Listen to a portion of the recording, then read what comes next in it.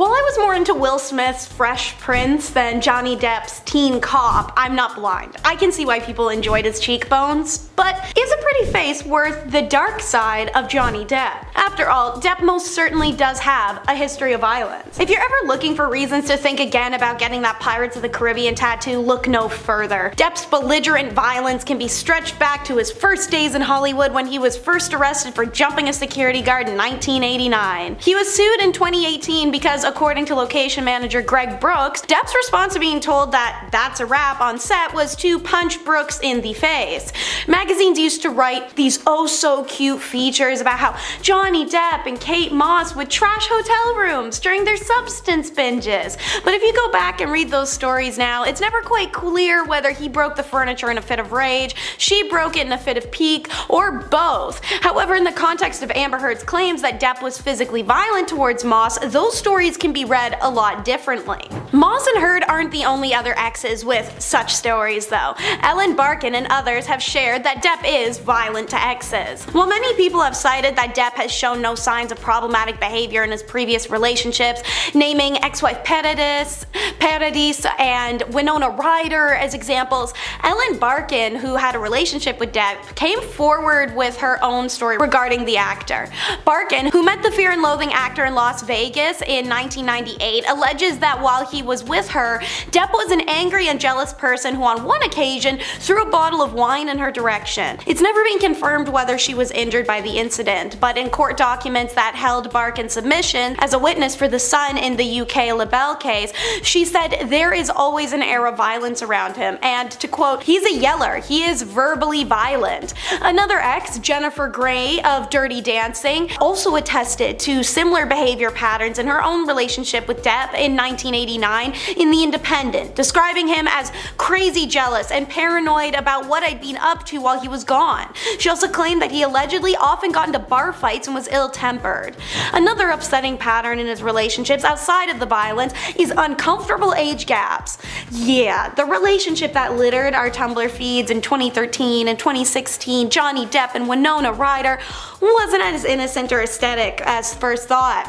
Though celebrated as one of the most iconic pairings of all time, Depp was actually 25 when Winona Ryder was only 17 when they first met, making him 8 years her senior. So by saying they were dating, I mean he statutorily violated her and nobody cared because their cheekbones just looked so cute together. Just saying. The cries of Heard being a young manipulative gold digger don't ring as true when you peruse the actor's dating history. In fact, much like Leonardo DiCaprio, Depp has a habit of dating younger women exclusively. In his relationship with Kate Moss, which is being described as volatile as best, Depp was 31 while the supermodel was just 20. The same age gap, though less problematic you may say, existed in his relationship and marriage to Paradis, where he was around 36 and she was 25. This leads us up to his tumultuous pairing with Heard, and it's also the largest gap as of yet, the actor being 51 when he married the 29-year-old actress. But speaking of Paradis, she came up when it was revealed that Depp has made some frightening threats over text.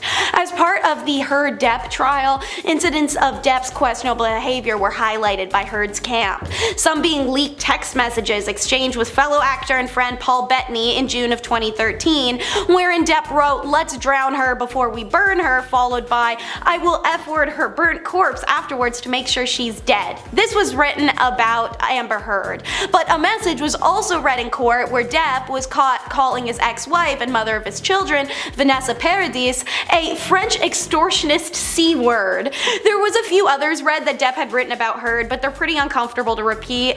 But I will bring up another text. To back up a claim that Heard had made that Depp was violent on board of a flight, the following text was issued into evidence, wherein Depp described himself on the trip as an angry, aggro slur for native people, in an effing blackout, screaming obscenities and insulting any F-word who got near. And no trying to argue these things were said or not said either. These were all confirmed by Depp in court as indeed sent from him. But I want to touch on the slur he used and the fact that he used it because Depp loves to appropriate indigenous culture, and that's our next segment. Because in his mind, being 1/16th Cherokee unproven entitles him to literally donning red face and trying to endlessly profit off of a culture he has no learning or understanding in.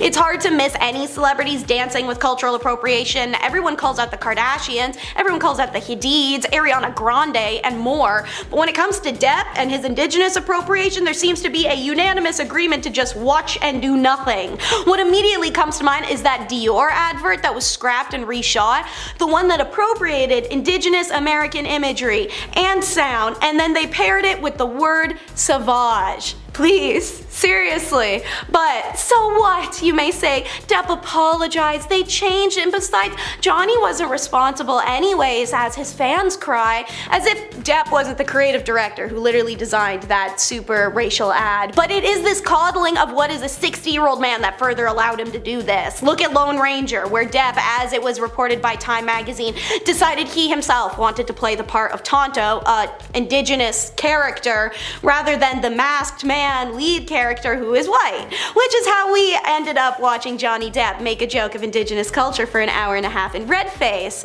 And it wasn't even for a good reason. That movie did not do well because, as we all know, Johnny Depp is box office poison. Depp sued Heard for $50 million, saying her 2018 Washington Post op-ed defamed him and destroyed his career. She countersued for $100 million. But according to his manager of 30 years and anyone with eyes, Johnny Depp's own behavior, the no-shows, the lateness, the daily intoxication, is what caused his career to suffer, making it far more complicated to represent him in the years before his troubles with ex-wife Amber Heard became public. As according to Tracy Jacobs, who had managed Depp for 30 years at ICM Partners and United Talent Agencies, and she's one of the industry's top power brokers with a roster of stars. She said at one point Depp became the biggest star in the world and was extraordinarily talented, but that her opinion of Depp has changed over time to, quote, due to it getting harder to get him jobs given the reputation that he had acquired due to his lateness, amongst other things. She said during their last 10 years of working together, to quote, I was very honest with him and said, you've got to stop doing this. This is hurting you. And it did. Hollywood was talking. Jacobs said Cruz loved the actor but didn't love sitting around for hours waiting for the star of the movie to show up, and his popularity plummeted. Jacobs' words ring true in Depp's final deal for the Murder on the Orient Express. He was paid $5 million for 4 consecutive weeks of shooting, plus a great back end which he received significant money on subsequently. But that wasn't anything close to example Pirates money. For the 5th installment of that movie, he was paid $25 million with a back end, she said. But Jacobs also said that no one from Disney committed at any point to him appearing in a 6th pirate film, because his behavior was so abhorrent on the set of the 5th, his own agent Jacobs had to fly to Australia to deal with him like a babysitter. Accusations of difficulties on set still follow the actor, who's now facing verbal harassment accusations from actress Lola Galdini, who said that Depp verbally berated her on the set of the movie Blow. Galdini appeared on an episode of the podcast The Powerful Truth Angels earlier this year and talked of the experience, how she'd been instructed by the film's director Ted Dem to burst out laughing when Depp says one of his lines. Galdini said that she had already done several takes for the movie where she had laughed when the following incident occurred. To quote her, Depp says his monologue, I hear the cue and I go, haha, I do a big laugh or whatever. Johnny Depp, when they said cut, walks over to me, comes up to me, sticks his finger in my face and he goes, who the bleep do you think you are? Who the bleep do you think you are? Shut the bleep up. Lola then repeats Depp's entire F-bomb filled rant, which finishes with the line, now you can effing shut the F up. Now, the quiet that you are now, that's how you effing stay. Galdini further claimed that Depp had later offered a non-apology apology after the incident, saying that the Pirates of the Caribbean star allegedly told her, you know, so earlier I was really in my head and staying in character. I'm doing this Boston accent and it's really effing with me, so I'm a little tense and stuff. I just want to make sure we're cool and everything.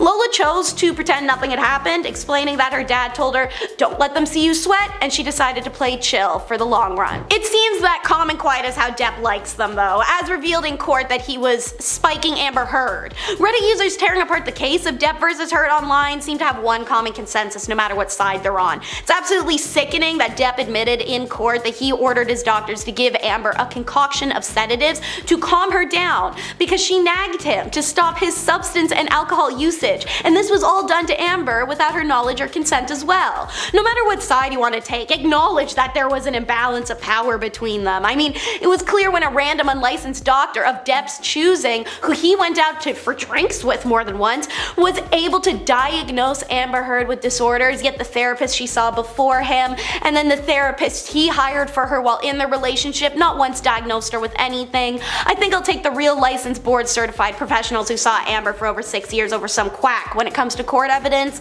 but these were the very same quacks that Depp had spiking Amber Heard, as proven by court documents and Depp's own self-admittance in a text to nurse Erin Boreum on July 16th of 2016, which read, "I was the one that asked for you to calm her down and keep her under control, not because she was kicking D-words. It was to take her pressure away from me. Same reason I hired her shrink." Now that's a sign people were wrong about him. Another one is the company he keeps, like how he supported Roman Polanski, one of the greatest directors of all time. Depp joins a plethora of Hollywood counterparts in their horrifying reverence of the man. The director was found guilty in 1977 for the essay of a girl. He was 43, the girl was 30 years younger. Do the math. So he fled the US and lived mainly in France while avoiding any countries that had jurisdiction to extradite him to the States for his prison sentence. Despite this crime that he later even admitted to, as well as other horrifying displays of predatory behavior, and he's not exactly subtle about it, Polanski went on to win an Oscar in 2003. Multiple people have since come forth to accuse the director of horrible things, and when faced with house arrest in 2009, Depp was one of many actors to come forward for the R-wordist's defense, saying, "Why now? Obviously there's something going on somewhere. Somebody has made a deal with someone. Maybe it was a little money involved, but why now?" he said, the actor. And also very clearly, he's proven this. Roman Polanski is not a predator. He's 75 or 76, he's got 2 beautiful kids, and he's got a wife he's been with for a long time. Yeah, it's your fave guy. He thinks he can't prey on people if you're married. But really, let's round it all off and remember that evil breeds evil. Depp now encourages other predatory people to repeat his actions, like suing more victims. Much like Kanye West continuing his work with Marilyn Manson, just being in association with such a person is issue enough. But Depp's entanglement with the artist and his own case against Heard has undermined the experience of violence of survivors going forward. It seems that Depp's bestie has been inspired by the case and has gone on to sue his ex Evan Rachel Wood for, guess what? Defamation. Surprise, surprise. Marilyn Manson, who's being accused of physical and psychological violence by multiple former partners now, decided to press those charges on the young actress who had come forward about Manson G-wording her. What makes the matter worse and more unsettling is that Depp's incessant fans have actually rallied behind Manson, claiming that he too has been falsely accused. But bear in mind, 16 women have come against him for SA and worse. The New York Post made note that Depp's own staunch fans were the ones who quickly spread the hashtag I stand with Marilyn Manson throughout Twitter. Though, of course, Depp in particular actually has a case for himself experiencing violence in return from Heard, his attitude in court as well as the horrid glorification and ridiculing of the lawsuit has only aided in vilifying real female survivors of violence when they try to speak up. Starting off at number 6, we have Sharon Osbourne. Sharon Osbourne is actually the latest person in this scandal who has spoken out against Amber's claims, and she somewhat defends Amber, but also somewhat doesn't. When she was on The Talk, she shared her opinion that Johnny Depp and Amber Heard were, quote, as bad as each other, and that she could understand the pair's relationship because she once had a similar dynamic with her husband, Ozzy, saying in that show, quote, "Do you know what I think? It takes 2 to tango. I think that they had a very vulnerable relationship. I think they're both as bad as each other. She gave him as good as she got it. It wasn't like a little mouse in the corner being battered. She gave him back, and I think that they were both drinking." Then bringing up the idea of potential substance abuse, she added, quote, "I don't know what they were using. I have no idea who was doing what, but I know they were both drinking and it's a volatile relationship. I had a relationship like that with my husband at one time. I would give him what he gave me." So here she wasn't directly defending either party, and she was saying that she did think Johnny was abusive, but so was Amber, and the both of them were involved in the violence, relating their experience to her own physical relationship with her husband, Ozzy Osbourne. And I think here she was probably playing both sides a bit, because the statement can really be read for either side. And at number 5, Elon Musk. Elon Musk publicly dated Amber very shortly after her split from Johnny, and many have speculated that he financially supported her through the divorce as well. In one deposition from 2016, a lawyer read out text messages between the two of them, in which Amber told Elon that she was going to get a restraining order against Mr. Depp. with the messages being sent a day after the alleged incident where Johnny threw a phone at Amber. Elon denied having any relationship with Amber before her divorce, but the court heard that he texted Amber regularly and promised to provide her with 24/7 security, with one text from Elon saying, quote, "The offer would stand, even if you never wanted to see me again. Anyway, sorry for being an idiot. The radio silence hurts a lot. It only matters because I really like you." Then the concierge from Amber's building testified that he saw Elon in their building while her and Johnny were still together, and that Amber even gave Elon a key. Then on to the money. Singer Sia actually raised eyebrows when she accused Elon of giving Amber the $7 million that she won in her divorce settlement that she said she would donate to charity, with the tweet reading, quote, "Also Elon Musk, didn't you give her the $7 million she donated from her settlement? She still came out $7 million richer. Why are you protecting her? She will never get the help she needs if we all stay silent." With Sia obviously insinuating that Elon gave her the money so she could save face PR-wise but still leave richer. And considering how whipped Elon sounded in those text messages, it's obvious that he would do some shady stuff to be with her. Or at least that's what I think. And at number 4, James Franco. James Franco did not make any statements publicly, but it seems that he supported Amber privately because he was another celebrity that dated her while her divorce was in court, and she was alleging abuse from Johnny. And we know that they were definitely getting together because there was elevator footage of Franco going to Amber and Johnny's LA apartment late at night while Johnny was away. Franco also did not give evidence or witness statement, but Heard described the visit on May 22nd of 2016. She claimed that she had facial injuries after Depp threw a phone at her after he found feces in their marital bed, which Depp claimed she was responsible for, and we now know that she was. That will never not be gross. With Heard saying in court that Franco made a comment about the bruises on her face, saying, quote, "Oh my god, what happened to you? He saw my face when I let him in, he saw my face and he said, what the F?" Franco was roped into the whole drama because Depp's team wanted him to testify if he had seen bruises on Amber's face the night that they were seen riding in the elevator together. But to appear in court, Franco asked that his answers not be shared with the public, and if they were, Depp would be personally responsible. So we don't know exactly what he said, but we can assume that it would be in defense of Amber as he was pursuing her and they had worked together before in the past. And at number 3, Christy Sexton. Christy Sexton, Amber's celebrity acting coach, gave testimony that defended Amber Heard, with her saying, quote, "Amber is a very open, passionate, committed, and generous person. She works hard and is very committed to her career," with the coach testifying that Johnny was very possessive over her and he would not allow her to take certain acting roles. Also saying he would never let Amber out of the marriage, with Amber telling her, quote, "Johnny will never let me go." Sexton told the court that Heard had said she was embarrassed at the idea of bad publicity over her marriage with the Pirates of the Caribbean star ending after just a year, but she had to leave him, the newspaper reported. The acting coach also testified what Amber told her happened on the night that Johnny's finger was cut off, saying in a statement, quote, "She told me that he had broken the bottle and cut himself with the bottle that he had broken." Also stating that she was nervous about certain acting roles as Johnny did not allow her to take certain roles that he found too sexual.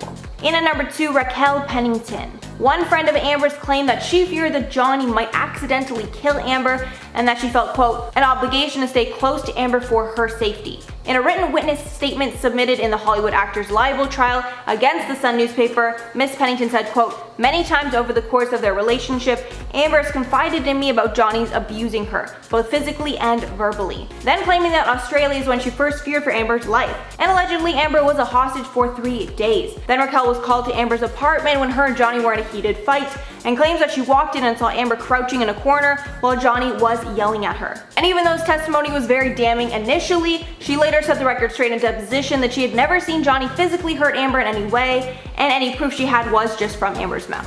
And in at number 1, Amanda de Cadenet. The British talk show host retweeted several messages of support for Heard in 2016 when the allegations first came out, as she's a prominent Me Too activist and was a friend of Amber Heard's. Most of the tweets she retweeted were supported by the fact that Amber was abused, citing paperwork that was filed at the time. de Cadenet had previously shared a photo of herself with Heard and Amber Valletta during her birthday party, one day after Amber Heard claimed that she was abused by Depp. In the now deleted photo, Amber is smiling, but covered half of her face with her hair. But for a current update on the matter, de Cadenet actually dropped her support from Heard after the leaked audio of Amber talking down to Johnny was released, even saying that she felt, quote, used and misled by the actress. Amber Heard made her film debut from a minor role back in 2004 in Friday Night Lights, and from there she worked pretty consistently in Hollywood and landed some bigger roles. Perhaps the biggest one was when she acted alongside Johnny Depp in The Rum Diary. This one Or this one. What are these for? Party?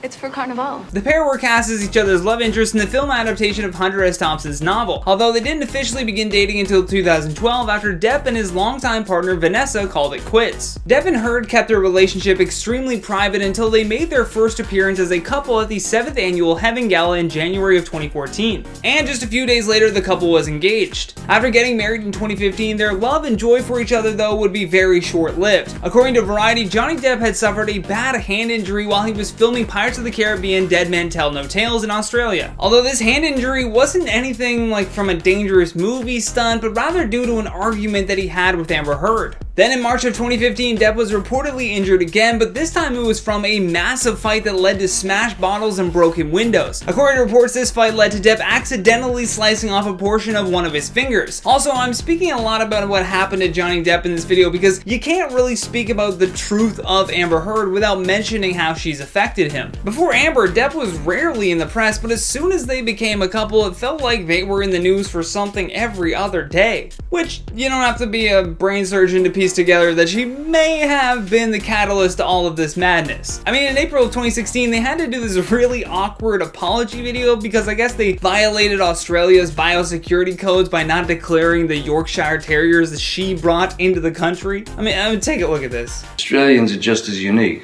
both warm and direct. When you disrespect Australian law, they will tell you firmly.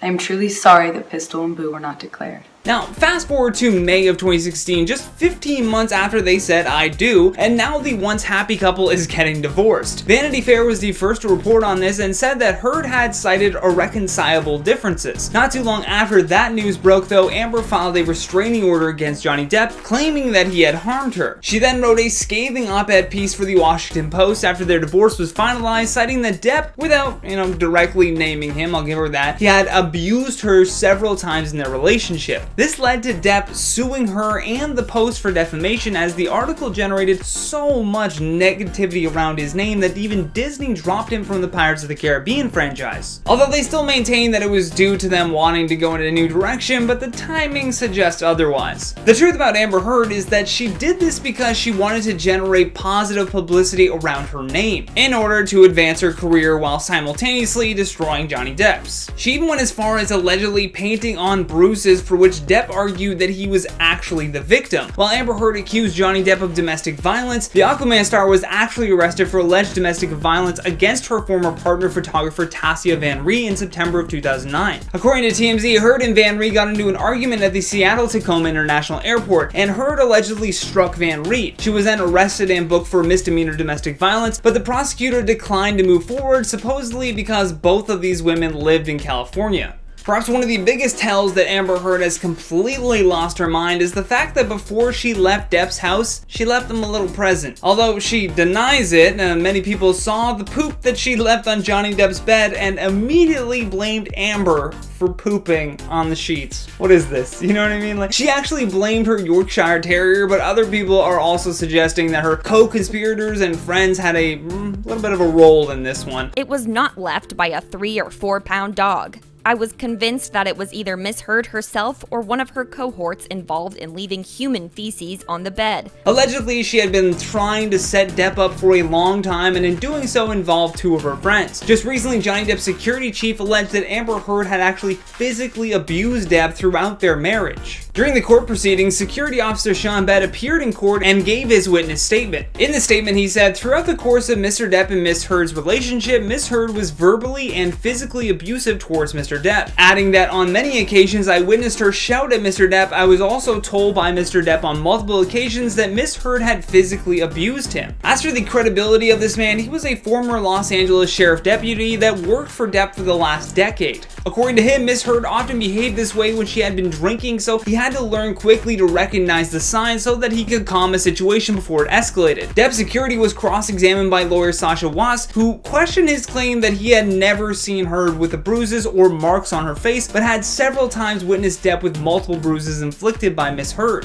Even though this is called the truth about Amber Heard, we have to say that some of the details that we just discussed have yet to be officially confirmed, so please do not take all of what I said as gospel, but rather an insight into this toxic toxic relationship that this pair had together. The reason that I assumed Amber may have been the catalyst, as I said earlier, is due to Depp's former romantic partners coming forward to defend him. Both Winona Ryder and Vanessa Paradis said that he never abused them physically, verbally, or otherwise, so it's a bit strange to see all of these sudden accusations coming out against someone that has such a, I don't know, clean track record, for lack of a better expression. Coming in at number 10, we have clashing with directors. Now, we all know you can never really trust anything written in the tabloids, as it's blown way out of proportion. So when reports started to arise last week saying Johnny Depp was reportedly sabotaging his own career as he came back with old habits, we were left wondering what was truly going on with the star. While you think Johnny Depp would be on his best behavior following his massive public trial early last year, it seems strange that the actor would intentionally have a downfall after he was set to make a major comeback with Jean de Barry. However, rumors have been circulating from the set of the upcoming film that Johnny and the French director have been clashing.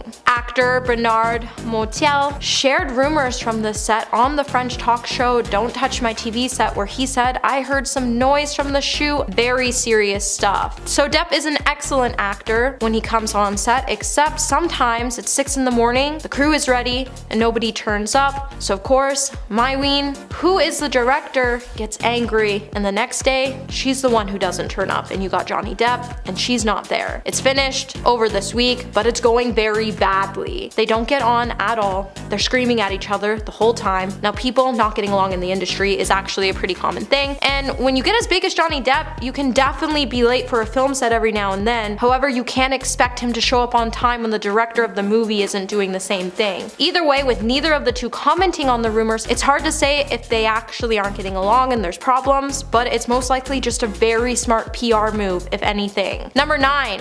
Finding his true self. Now, one can say that finding your true self is an act of love, and expressing it is an act of rebellion. When Johnny found himself being labeled as a wife after allegations started to come forward saying he was physically abusive towards his ex-wife, Amber Heard, more than 7 years ago, Johnny Depp would lose everything. With the judgment being so flawed, what would be shown in court would prove that the relationship between Amber and Johnny had become gruesomely toxic. While Johnny started spiraling out of control, turning to substances to combat the pain of losing everything, Amber did everything she could to humiliate him. While Johnny has always been usually eloquent for an A-lister with a courtly, old-fashioned conversational style, to watch him self-destruct in front of our eyes due to lies and manipulation was definitely heartbreaking. Johnny forgot who he was, and he entered into this defamation trial against Amber Heard last year. He would finally be able to prove to the world that he was innocent. After winning the trial, it's clear that Johnny has been on the road to recovery, and with it, he has been trying to find his true self so he can feel completely whole again. However, before you're able to find your true self, it can be pretty sabotaging, as the critical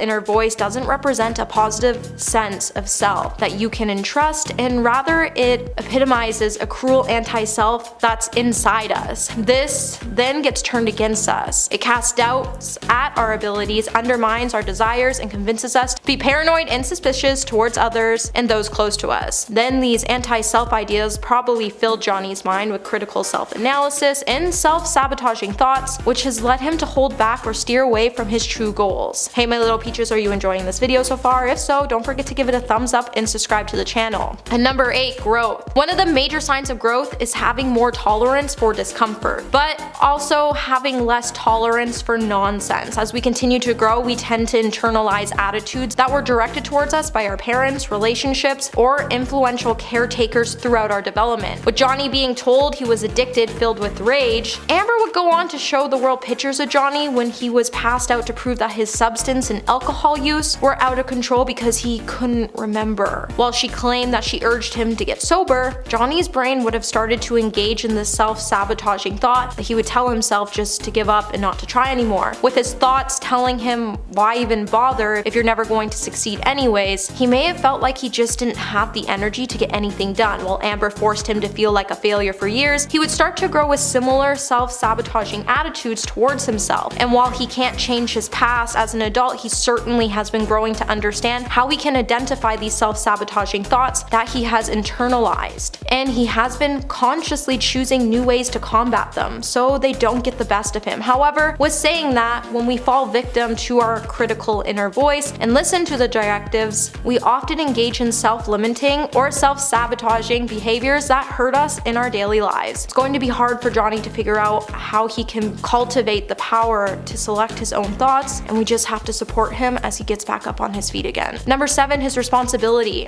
Who you are is never your fault. However, it does become your responsibility. When you mess up, you have to make up for it, which leads to the idea who Johnny Depp is today is not his fault, but it is his responsibility to claim who he is and to love himself for who he is. When you choose to be responsible for things that aren't your fault, which impact and affect your life, you immediately become empowered and you feel free because you finally realize that you have the power to change your outcomes. When you first take responsibility, while you can't get away from blaming others for your unhappiness, it seems like Johnny has been used to being angry and losing it because he continues to blame others for his downfall, and he's turned to substances. But in reality, all he needs to do is take a step back, get a grip, and remind himself that the person he is really upset with is himself, and allowing himself to get to this situation, allowing it to get the best of him by turning to substances and alcohol. He also let Amber get the best of him by taking responsibility for his own life, wants and needs, emotions. He will realize that his faults are in the past. In the present, there's responsibility. Now, Johnny has choices in his life. He will hold himself a prisoner in the past, or he will create his life in the present. And while he continues to move forward to free himself from all the scandal, it's going to be hard for him to completely leave behind the past of Amber's grasp. So while he tries to reclaim his power to set himself from the past and from the pain, abuse, hurt, and disappointment, it may look like he's self-sabotaging himself. However, he's just on a journey to make a comeback, and as long as he believes in himself,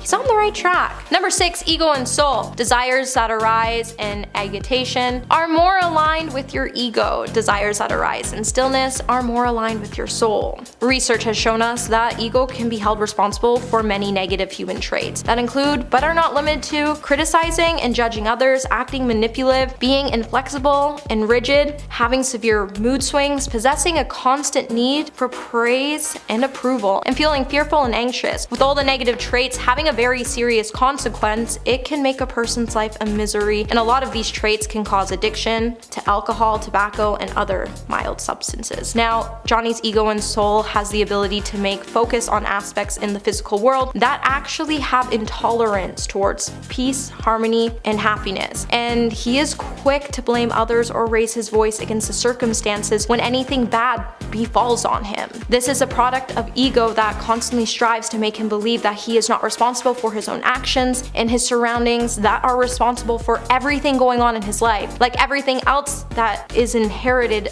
as part of our nature, ego can't be eliminated, as it's a vital part of our individuality. So Johnny has been aiming to destroy it all, when really he only has to aim to bring it under control, because once he has it under control, it will suppress the negative parts that's going on in his head. Number 5, difficult emotions. Procrastination is the refusal or the inability to be with difficult emotions. And while Johnny has this idea of getting back on his feet and leaving the negativity behind in his life, he's opted to forget about his difficult emotions. And while these emotions continue to build up inside him, it will cause the start to become more angry and frustrated over the slightest things. While Johnny has jumped straight away into his career, he is procrastinating on speaking about how he really feels and how his emotions are affecting him. While avoiding the unmanageable emotion negative state, it may seem beneficial for the moment, even if it means closing out the possibilities of success, happiness, or meaningful relationships in the long run. However, it's almost impossible to detect the negative outcomes of an action that seems beneficial in the present. In terms of behavior, it seems like Johnny may have adopted an emotional route for self-sabotage as a reasonable solution to help him deal with his problems and to help him justify his actions. While he continues to avoid discussing personal ideas or feelings with friends or family, he's also avoiding asking for help, especially when he is facing emotional issues. While he continues to avoid his emotional involvement, he can avoid emotional suffering, and he's denying himself a change at happiness, meaningful relationships, or friendships in order to avoid any former confirmation.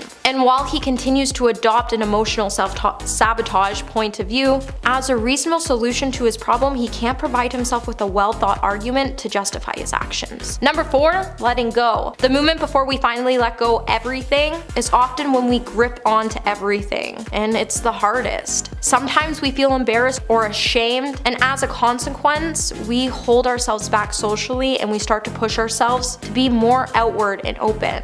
While we may want to stop engaging in self-sabotaging behavior, the first step involves us to separate from the destructive attitudes that surround the critical inner voices we internalize based on painful early life experiences. While Johnny continues to hold on to his past, he's continued to not forgive and forget, which has caused all of these negative overlays from his past to build up to make him who he is today. Once he realizes he needs to separate the negative overlays from his past, he'll finally be able to uncover who he really is, and he can stop these self-sabotaging behaviors, and he'll finally be granted the power of choosing the person he truly wants to be. But before he can do that, he just needs to let go of his past and talk about what's truly going on with him. Number 3, being grounded. Now, you don't find your ground by looking for stability. You find your ground by relaxing into instability. Striving to be perfect might sound like a good idea, but it often gets in the way of being effective. Perfectionists often struggle with getting started on projects. When they do start, the obsession with the details keeps them from finishing. With Johnny being an actor, he's adopted a perfectionist behavior because he always wants to surprise his fans. Being a perfectionist has caused him to tend towards this all or nothing thinking, and he tends to be harsh on himself when he talks himself out of potential opportunities before he even gets started. Johnny is on a mission to get back into the industry, and that's why we saw him on tour with Jeff Beck, because he loves music, but he knows acting is his life. Johnny didn't want to be the person to sit around and do nothing about the fact that his career was affected by Amber's lies, so while many believe the actor is self-sabotaging his career while jumping around the industry, he's actually using a method to ground himself into the instability of the industry, and it's a pretty smart move. Number 2, hate. They say what you hate the most in others is usually what you hate the most in yourself. People with a negative self-image and low self-esteem are especially vulnerable to self-sabotaging. With Johnny behaving in ways that confirm negative beliefs about himself, you can see that he is close to succeeding, but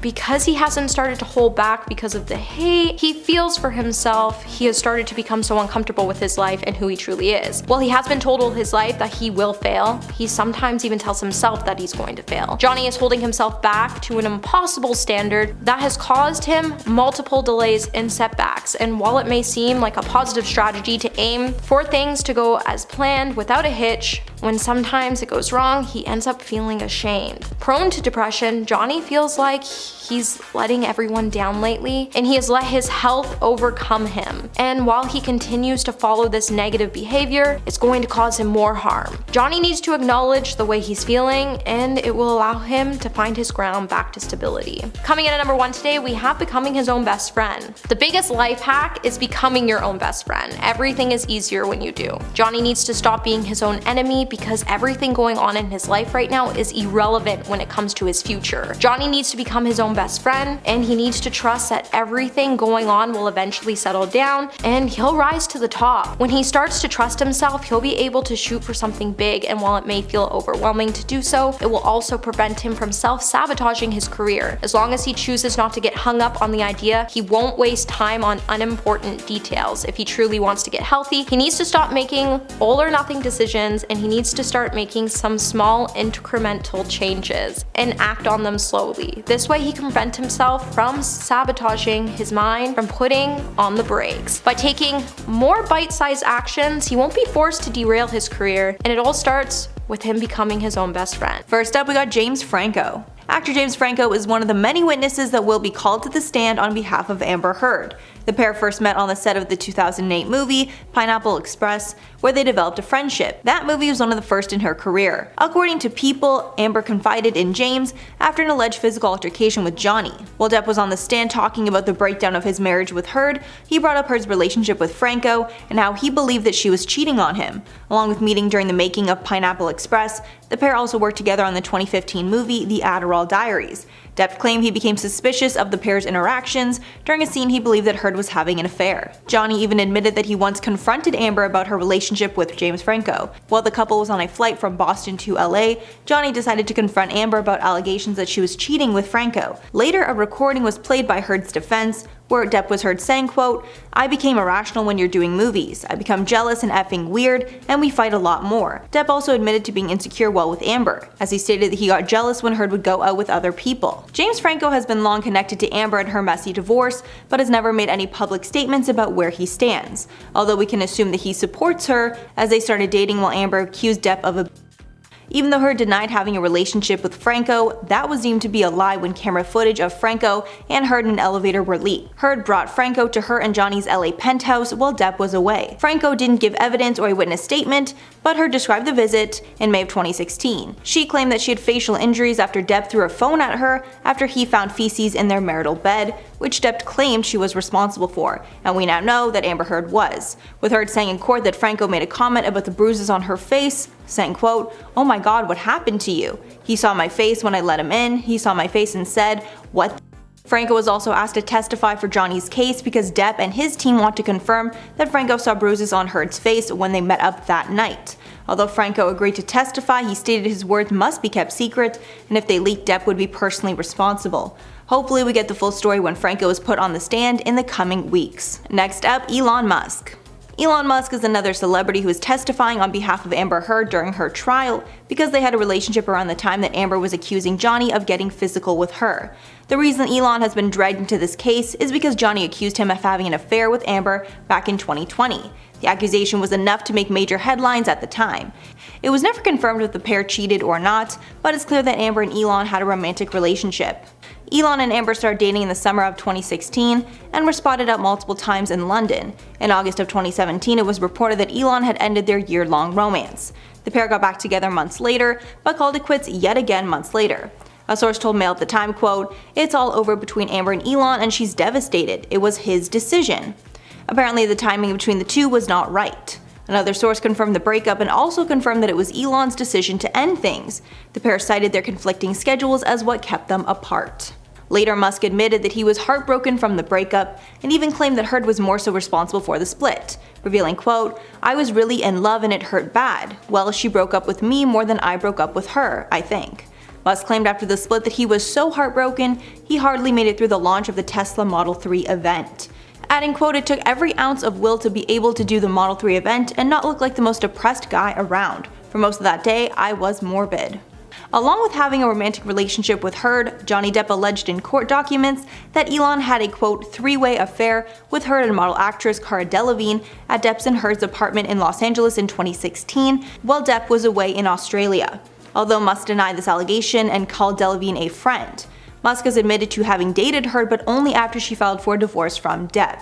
When asked about their relationship, Musk further stated, quote, "Also, I wish to confirm again that Amber and I only started going out about a month after her divorce filing.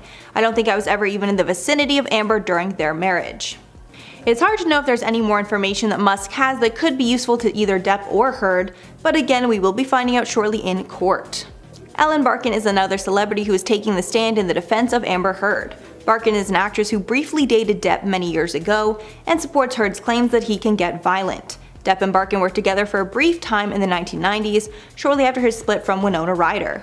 When Barkin and Depp first met in 1998 on the set of Fear and Loathing in Las Vegas, he had just come out of a long-term relationship with Winona Ryder. After splitting from Ryder, Depp began seeing Barkin. The pair had a pretty large age gap, with Barkin being 9 years older than Depp. In her deposition in support of Amber, Barkin claims that while she was dating Depp, they got in a fight and he ended up throwing a wine bottle at her, although Depp denies this. He claims the relationship was a casual one and Barkin wanted to be more serious, saying that he believed her accusations were due to a grudge. When speaking about their relationship, Depp recalled meeting her while making Fear and Loathing in Las Vegas, adding, quote, "She wanted a proper relationship with me and I did not want that. I didn't feel the same about her as she did me, and I suppose from that moment on, she became very, very angry, and since then, I have not spoken to Miss Barkin, nor has Miss Barkin spoken to me." Obviously, if the story is true, it shows that Johnny has been violent with his partners in the past, and it would add more weight to Heard's allegations. Raquel Pennington. Raquel Pennington is a close friend of Amber Heard's that will be testifying in court that she witnessed bruises and cuts on Heard's body during her marriage to Depp. Deadline reported that Pennington's name was mentioned as Depp recounted a past confrontation with then-wife Heard. Pennington was also present on their wedding day. Pennington is involved in this case because she was neighbors with Heard and Depp while they were living in their downtown LA penthouse apartment. Pennington and Heard have been friends for almost 2 decades, with Pennington even testifying during Johnny Depp's libel case against the Sun newspaper in 2020. During the libel trial, Pennington said that she, quote, became really scared for Amber's life. Pennington also testified that Heard had, quote, deep lacerations from her wrists to her elbows, and the soles of her feet had numerous small cuts, adding that Heard still had scars on her arm from the incident. But Pennington did also state that she'd never actually seen Depp hit Heard, so there is some room to think that Amber Heard got these cuts and bruises from someone else other than Depp. And finally, Tassia Van Ray. When Depp first started to allege that Heard was the violent one in their relationship, not him, news that Heard had been violent towards a past partner went viral. While Heard was in a relationship with Tassia Van Ray, she was accused of physical harm in 2009. Heard was arrested by Port of Seattle police on September 14th of 2009 after the former couple got into an altercation at the airport. Apparently Heard grabbed and struck Van Ray's arm. Heard was arrested and then had to go in front of a judge the next day. In the end, prosecutors declined to press charges. Although years later, when the allegations again came to light, Van Ray defended Amber, claiming the altercation was not what was described by police. In a statement issued by Heard's publicist in 2016, Van Ray said that Heard had been, quote, wrongfully accused and that the entire incident had been blown out of proportion, claiming the cops had over-sensationalized what happened. Van Ray continued, quote, I recall hints of misogynistic attitudes towards us, which later appeared to be homophobic when they found out we were domestic partners and not just friends. When speaking about her feelings towards Amber at the time, she continued, quote, it's disheartening that Amber's integrity and story are being questioned yet again. Amber is a brilliant, honest, and beautiful woman, and I have the utmost respect for her. Although Depp's camp refuted these words, and they claim that many former partners of Amber's came forward to share that Heard with those partners in the past, clearly showing a pattern in her relationships. Johnny Depp has had a career in entertainment for over 35 years at this point. He's portrayed some of the most notably bizarre characters of our generation, ranging from Captain Jack Sparrow to Willy Wonka and Sweeney Todd. The main reason he's become so good at playing these outlandish personas could be attributed to his friendship with director Tim Burton. Well, that and the fact that he's always seemed to be the type that marches to the beat of his own drum. He's done so many different characters and accents that you can't even tell where he's from anymore, although as of late he has certainly seemed tortured by his fame. He is without a doubt a master at what he does, both in music and acting, but that being said, the limelight has resulted in Depp kind of developing a very interesting relationship with alcohol. Although he claims he isn't an alcoholic, Johnny has admitted to self-medicating with alcohol, but also says that he doesn't have a compulsion to drink. What doesn't help is the fact that he's friends with so many celebrity icons who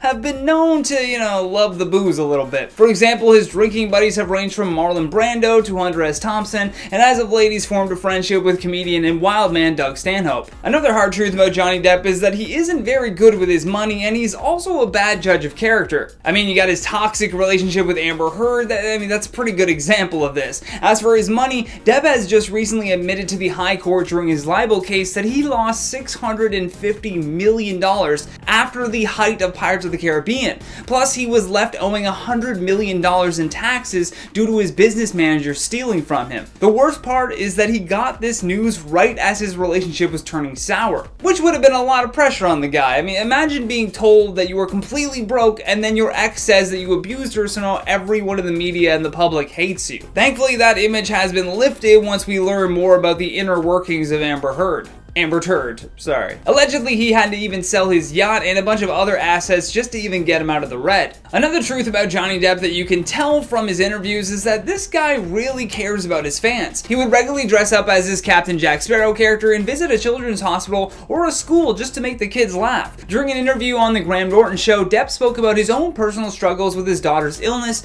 and said that he was really the one who benefited from those visits. Aside from everything we heard about Depp when all of this Amber Heard stuff started happening, having his ex-romantic partners step up to clear his name really opened a lot of people's eyes. In a statement to the courtroom, Vanessa Paradis said that they had been partners for 14 years and raised 2 children together. Through all those years, she knew Johnny to be a kind, attentive, generous, and a non-violent person and father. Vanessa and Johnny were together from 1998 to 2012, and she said that she has never witnessed him be violent or abusive at all. Next up to defend Depp was his ex Winona Ryder. Ryder was engaged to actor Johnny Depp for 3 years actress beginning in July 1990. She met him at the Great Balls of Fire premiere in June 1989, and then the two began dating 2 months later. In her statement to the courtroom, Winona said, "I cannot wrap my head around Heard's accusations. He was never violent towards me. He was never abusive at all towards me." These kinds of character statements about Depp are not just important for a court proceeding, but to learn who the man behind the Hollywood image truly is. In at number 10, Javier Bardem.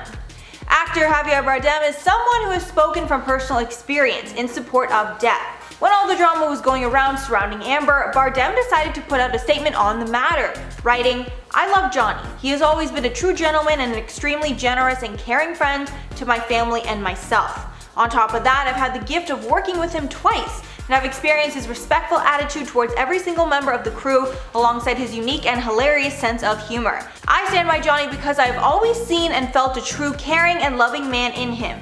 An extraordinary and unique artist who has listened to anyone who needed his help." And people even think he might have taken a little dig at Amber Heard when he said in one part of the statement, "I love Johnny because he's a good human being, trapped in the lies and manipulations of toxic beings and yet smiling and loving us all in spite of it." In at number 9, Winona Ryder. Winona Ryder very famously dated Johnny Depp in 1989 to 1993.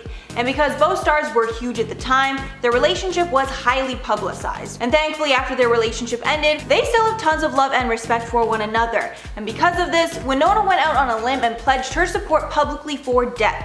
In a statement, Ryder said, "I understand that it's very important that I speak from my own experience, as I obviously was not there during his marriage to Amber. But from my experience, which was so wildly different, I was absolutely shocked, confused, and upset when I heard the accusations against him. The idea that he is an incredibly violent person is the farthest thing from the Johnny I knew and loved. I cannot wrap my head around these accusations. I truly and honestly only know him as a really good man, an incredibly loving, extremely caring guy who is so protective of me and the people he loves. And I felt so very safe with him." And even though she made a point to not dismiss Amber's claims, she felt the need to let everyone know that Johnny was nothing but a perfect gentleman in their relationship. In at number 8, Penelope Cruz. Penelope and Johnny have starred in multiple movies together, and she knows Johnny enough that she felt she needed to make a statement on the matter defending Johnny. The statement said in part, "Many years have passed and I have not only made 3 movies with him, but I also count on him as a great friend. I've always been impressed by his kindness, his brilliant mind, his talent, and his peculiar sense of humor." She also spoke about the incredible treatment he gave her during her pregnancy, adding, "I spent every single day with him while we shot Pirates of the Caribbean. My husband and I will never forget the sweetness, protection, and kindness he treated me with during every single step of that process." In at number 7, Vanessa Paradis. Vanessa Paradis was in a long-term relationship with Depp from 1998 to 2012, and they share 2 children together. She also made a point to defend Johnny and make it clear this picture Amber was painting of him was false, saying in her statement, "I've known Johnny for more than 25 years and we raised our 2 children together. Through all these years, I've known Johnny to be a kind, attentive, generous, and non-violent person and father." And then referring to the new allegations, she added, "This is nothing like the true Johnny I've known, and from my personal experience of many years, I can say he was never violent or abusive to me." So yet again, another former partner who was brave enough to say the truth about Johnny, even though I'm sure at the time she got tons of hate for going against a fellow woman. And at number 6, Sia. Sia's statements in support of Johnny are the most recent on this list. But out of seemingly nowhere, the singer came out on Twitter to address her support for Depp. She started by tweeting out a video showing the leaked audio recordings of Amber Heard talking about how she had lost it on Johnny in the past. Then she made her support even clearer, tweeting out, "Just showing my public support for Johnny Depp. I mean, I'd love to get him clean and shop with the jewelry, but he's clearly the victim after hearing those tapes." But Sia wasn't even done, and she finished off her support by calling out Amber Heard's former boyfriend, Elon Musk, writing, "Also at Elon Musk, didn't you give her the $7 million she donated from her settlement?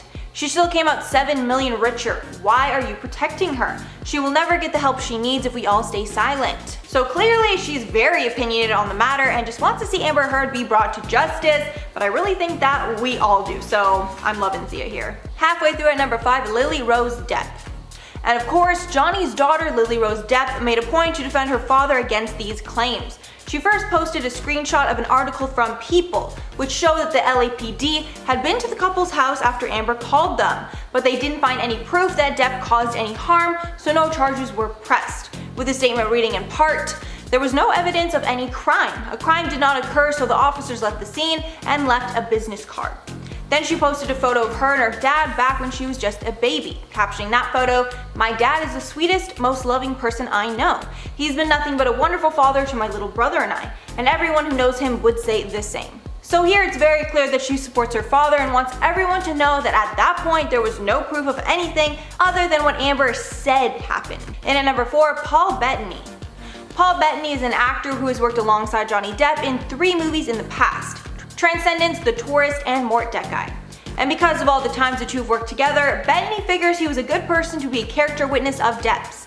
Bettany showed his support on Twitter, writing, "Known Johnny Depp for years and through several relationships. He's the sweetest, kindest, gentlest man that I've ever known. Just saying." With most of the replies under the tweet thanking him for speaking out and commenting that he was right now that news came out that leaked audio recordings showed Amber Heard hurt Johnny before. In at number 3, Amber Heard's parents. The most shocking pair of people that have defended Johnny Depp against Amber are actually Amber's parents, if you can believe it. The blast obtained leaked text messages between Johnny Depp and Amber's parents, where they made it clear that they do not think what is happening is right. Depp's attorney Adam Waldman tells The Blast, Amber Heard's own parents acknowledged in writing that extortion, not abuse, was the true motive of Heard's hoax against Johnny Depp, with both parents telling Johnny in summary that the lawyers are the ones that forced Amber into suing Johnny.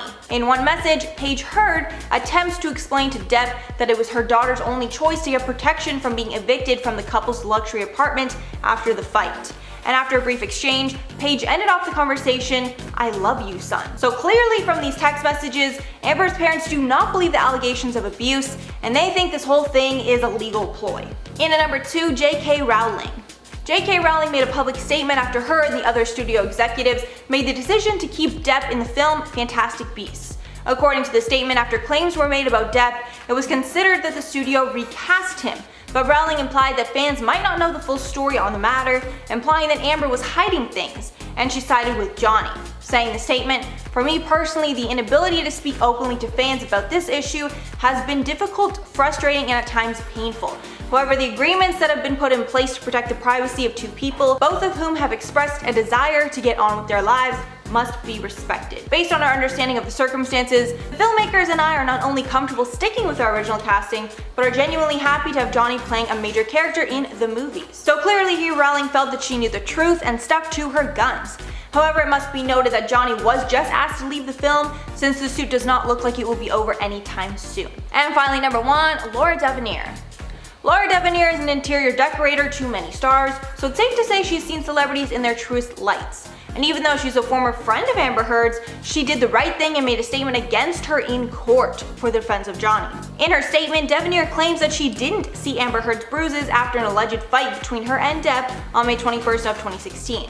And even though Amber tried to release a recording making the statement look false, Johnny's lawyers included an email from after the reporting saying again that Divenere had never seen bruises on Amber's body. And although the timeline of events can be confusing, since Divenere has continued stating that she never saw bruises, which pokes more holes in Amber's story, clearly proves that she lied. For those of you who've forgotten about Amber Heard, you're not alone. If it weren't for her public battle with her ex-husband Johnny Depp, no one would probably even care about this woman, but thanks to the trial and the Netflix documentary that really didn't need all those jump cuts and edits of influencers' comments to get attention, recently she's returned to the front page thanks to her role in the upcoming Aquaman sequel in December. Since the whole Johnny situation, there had been rumors about her role in the film spreading online. Many people believed that her character would be written out of the movie or at least have some of her scenes cut. Well, according to Amber herself, there's actually a ton of stuff that went on behind the scenes of the latest Aquaman adventure regarding Elon Musk and Jason Momoa, 2 names that I honestly never thought I would put into the same sentence, but here we are. A notepad found from the trial last year had some pretty interesting information scribbled on its pages. Amber Heard's therapist, Dr. Don Hughes, had given the pad as evidence in the trial. The notes describe a toxic work environment on set of Aquaman 2 with Jason Momoa being the main antagonist. She alleged that not only was Jason intoxicated for a majority of filming, but that he was pushing for the studio to fire her entirely. But we all know Amber. When something happens to her, there needs to be details and an Oscar-worthy retelling. She claimed that Jason dressed like Johnny Depp to hurt her feelings, even wearing all of his rings just to egg her on. As it goes, anything Amber Heard says should be taken with a grain of salt, because literally hours after these comments and claims were made public, executives at DC spoke back against them. They claimed that Jason was actually extremely professional on set, being coherent the entire time. Several crew and fellow cast also backed up the studio heads, adding that Jason was never actually intoxicated on set. Not to say he didn't enjoy no juice, he just, waited until after work, and it wasn't a constant thing. One of the production assistants even commented that Jason and Amber were seen joking together on set and honestly had a great time. There is no Blu-ray version of this movie out yet, but we can imagine there's going to be some pretty interesting behind the scenes footage of them together. Amber Heard declined to comment on the notes or even acknowledge that they existed, but another source close to Amber confirmed that these notes did refer to the Aquaman set from 2021. Jason was not the only Aquaman member called out in the paperwork though. There were several notes scribbled about Amber feeling unsupported by the director of the film, James Wan, claiming that he treated her like a pariah because of her legal battle with Johnny Depp. She claimed that James would raise his voice at her and demand that she keep secrets to herself regarding the film, going so far as to banning her from taking selfies with the cast and crew. Now, James has so far been unavailable to comment because he's got other things to worry about, like being a good director. However, the same DC spokesperson who defended Jason also came to the defense of James Wan. James has always been known for creating a collaborative and positive work environment on everything from the Saw franchise to Fast and Furious 7. This dude has an interesting career. One thing that was revealed was that Amber Heard was in fact nearly fired from the set of Aquaman 2, but it actually had nothing to do with her trial. The DC rep explained that there was a time following the release of Aquaman 1 in which James was ready to let Amber go. The main reason was that he felt that there was a lack of chemistry between herself and Jason, which is fair enough. Anyone who has seen this movie can understand that statement and more than likely agrees with it. Amber Heard has always just kind of felt jammed into the DC universe, but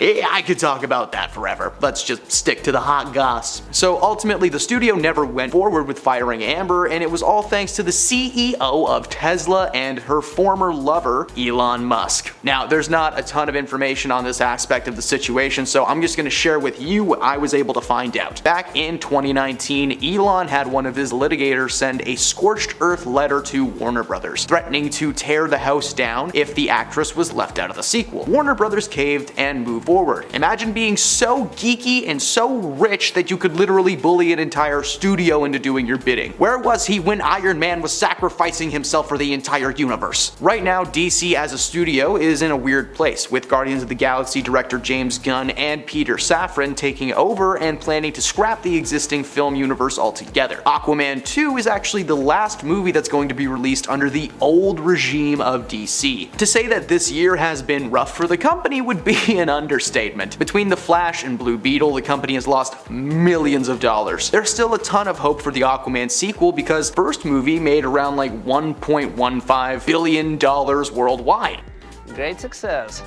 Anticipation may be high, but so far the sequel has undergone major reshoots and edits because apparently test audiences just hate it so much. Out of 100, the film was testing around the low 60s before it was recut last year. The biggest issue that the studio is having with the project is that there's the last piece of evidence that there used to be an established movie universe, a universe that nobody wants to take ownership of. Reshoots continued right up until the strike started this past May. Aquaman 2 is not just the last Snyderverse DC movie, but it's also the last time we may ever see Jason Momoa as Aquaman. With the change in management, James Gunn has made it known that there is going to be a new DC universe with new actors, characters, and stories. James is no stranger to making bad things good. He took an obscure and forgotten Marvel comic and turned them into 3 box office beasts with Guardians of the Galaxy, and not to mention making the world forget that there ever was a DC movie with Will Smith in it. Nope, just Idris Idris Elba being afraid of rats. That's all I want. Not long ago, he actually publicly announced who would and who would not be returning to this new DCEU. The entire cast of the Suicide Squad will return, including John Cena as Peacemaker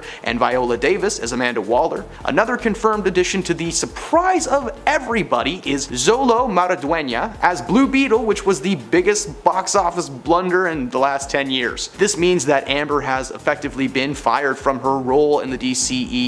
Her character is just gonna be left into the final product of this one because no one really cares. Seeing as she filmed her scenes over 2 years ago, it's not like she has much of a say in what's gonna happen to her character. For all we know, the opening credits is Amber swimming in deep water and then she's suddenly swallowed whole by a whale or something like that. Heck, they might even do it off screen and edit her out completely. We honestly won't know until we see Aquaman 2 in December. Since the news of Amber has broken, there have been a few key details revealed. First and foremost, there have been at least 2 confirmed scenes cut involving Amber. One was an action sequence seeing her character facing off against Black Manta, the main villain of the movie, and the other was a love scene with Jason, which I think we can all agree we're not gonna miss that one. Getting back to Jason and Amber for a moment though, you're probably wondering what other allegations there are against Jason Momoa. There really aren't many. Amber is claiming that Jason was intentionally wearing Johnny Depp's clothes on set to mess with her, wearing his jewelry and wearing his hair the same. Okay, I'm sorry Amber, but that's kinda what Jason always looks like. Seriously, 9 times out of 10 when this guy is spotted in public, yes, he wears a ton of rings. Yes, he occasionally has his hair pulled back similar to the style of Johnny Depp. And yes,